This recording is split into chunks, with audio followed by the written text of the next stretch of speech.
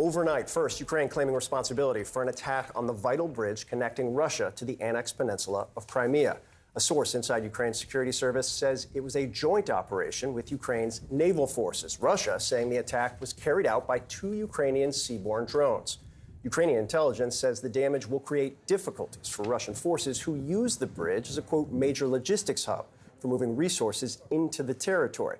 Now, that comes as we also learned just a few hours ago that Russia is pulling out of a crucial deal that allows Ukraine to safely export grain to the world. Let's get straight to CNN's Alex Marquardt live in Odessa, Ukraine, with more. And Alex, when it comes to the bridge specifically, tell people why this is such a critical hub for Russia.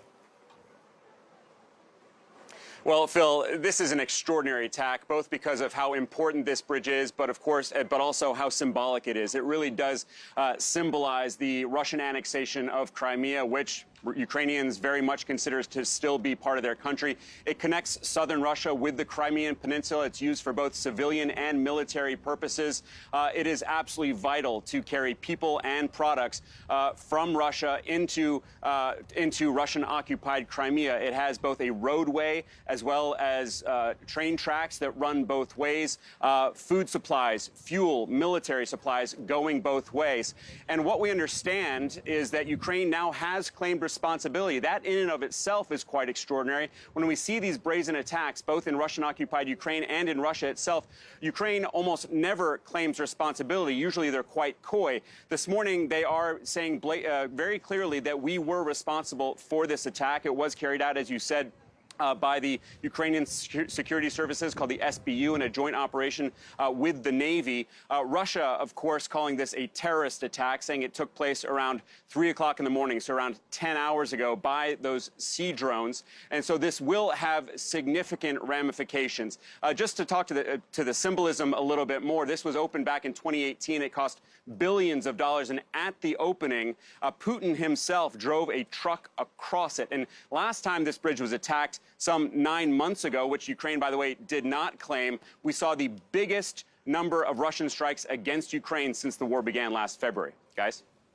And Alex, this is coming at a critical time. So we just spoke about that grain deal that was set to expire. Why is Russia now saying that they are ending it? Well, Abby, they have simply said for quite some time now that it is unfair. Most of that grain leaving from here in Odessa. This is a critical port city. Yesterday, we learned that the last ship that was part of this Black Sea Grain Initiative had already left, and we were ticking down the hours until this grain deal was going to expire at midnight tonight, local time. Russia has preempted that, saying that they are terminating the deal. This deal was brokered last year by the United Nations and Turkey, of course, between Russia and Ukraine, so that Ukraine could continue to ship grain to the world through the Black Sea, getting safe passage through the Black Sea. Now, Russia says it will no longer guarantee that. They say that they are being unfairly punished, that this deal is one-sided. They're not able to export their own food and fertilizer. So this could have a huge impact on a number of different levels: food prices, grain prices, and of course the Ukrainian economy. But the effects will be felt well beyond Ukraine. Phil, Abby? All right, Alex Marquardt, 2 major developments this morning live for us in Ukraine. Thank you. Joining us now is CNN military analyst and retired Air Force Colonel Cedric Leighton. I want to kind of start for people who don't necessarily understand the both symbolic and, I think, tangible significance of this moment. What does this attack show you? So the big thing about this, Phil, is that this is the connection. This is the most symbolic connection that Russia has to Crimea. They built this back when Russia had annexed Crimea. Putin opened it himself.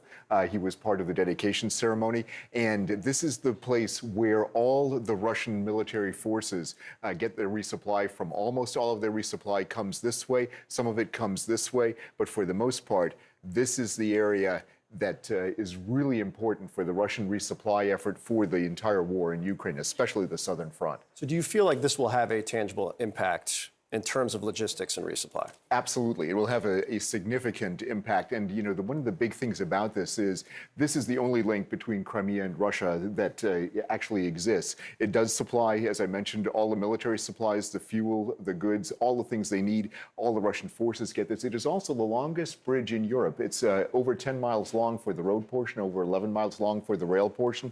And it does both, of course, rail and road traffic.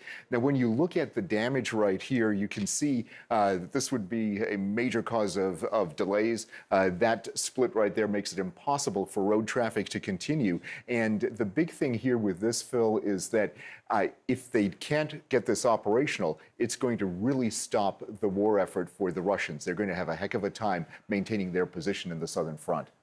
It's also interesting, I think, in the terms of the timing, right? We knew that there was a deadline for the long-standing grain deal, which I think is critical really for the entire world's food supply, which was supposed to expire. Russia has already said they are pulling out even before the expiration. Do you think that timing is connected, and what does that mean more broadly? It does. I think it is connected. And what it means broadly is that all of this is going to really have a problem when it comes to stabilizing global food supplies.